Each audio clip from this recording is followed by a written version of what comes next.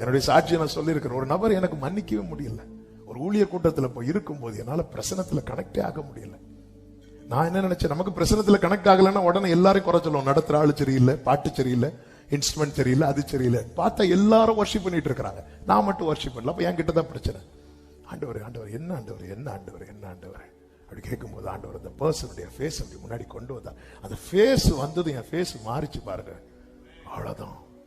ஆண்டவர் அப்படியே உட்கார்ந்துட்டேன். எப்படி ஆண்டவரே, நான் ஒரு காலத்துல அப்படி இப்படி இருந்தேன், அப்ப சொன்னா கூட பிரச்சனை இல்லை. இப்ப நான் உமக்குள்ள வந்ததுக்கு அப்புறம் எப்படி? ஆண்டவர் சொன்னார், இங்க பாரு, நீ மன்னிக்கலைன்னா என் கூட கனெக்ட் ஆக முடியாதுன்றார். அதை மீட்டிங் முடியும் போது ஆண்டவரே மன்னிக்கிறேன் அந்த பர்சன் யாருன்னு கூட இனி யார்கிட்டயும் சொல்ல மாட்டேன், அப்படியே மன்னிக்கிறேன்னு சொல்லிட்டு அந்த பர்சனுக்காக ஜோமனி அழ ஆரம்பிச்சுட்டேன்.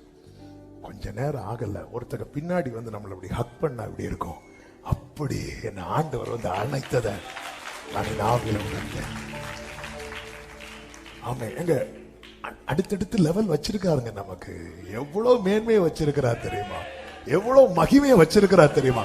சின்ன காரியத்தை வச்சு நீ ஏன் முடங்கி கிடக்கிற?